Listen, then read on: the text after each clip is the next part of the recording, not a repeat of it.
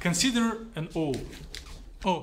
I don't know, in different countries there are different colloquial language, but in some there is a, people call a person who wakes up later owl and who wakes up earlier skylark. Or maybe there are different words. Is there a specific word for someone who gets up early? Early bird. Early bird, okay, good.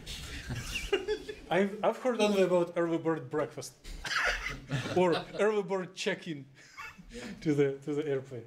So suppose we have an owl. Suppose we have a wizard that tells hocus pocus and converts an owl into an early bird. Okay? So it is the level of intellectual advance how I like to discuss quantum theory. Now, we do not look into mechanism, how the owl was converted into early bird, but we need an accounting, quantum accountants, how to count what is going on. So what does it mean to convert an owl into early bird? So here we get the contribution from Paul Dirac. So instead of just drawing owl and early bird, he tells, no, it is important to draw angular brackets. If you draw angular brackets, everything will become more mathematical and more rigorous. So Dirac notations means angular brackets. And now we make it as an equation.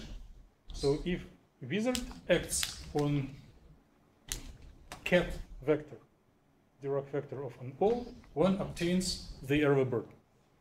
Good? No objections. Now, comparison. Like, if we have an owl, but we didn't name it yet.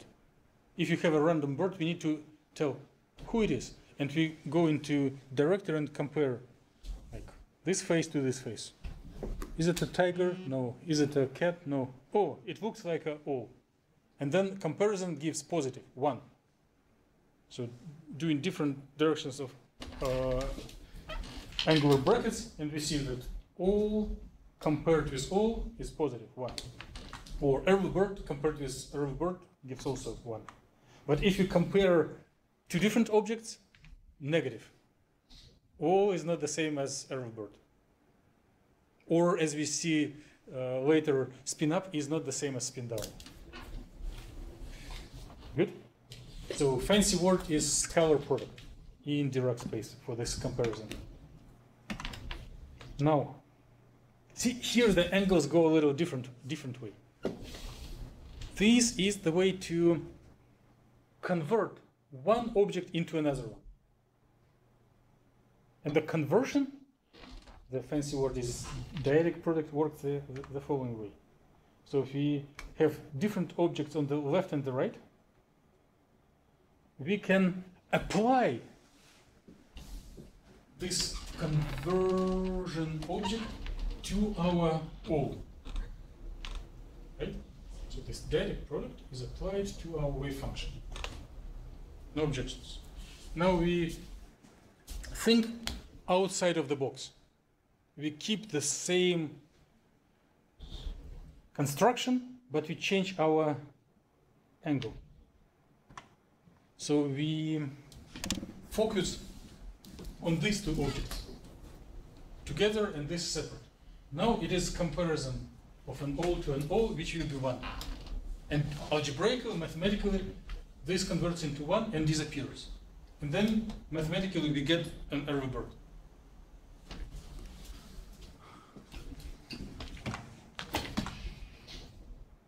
So we do have an abstract mathematical tool that takes into account conversion of one quantum object into another one and allows comparison, and we are becoming certified experts in Dirac notation.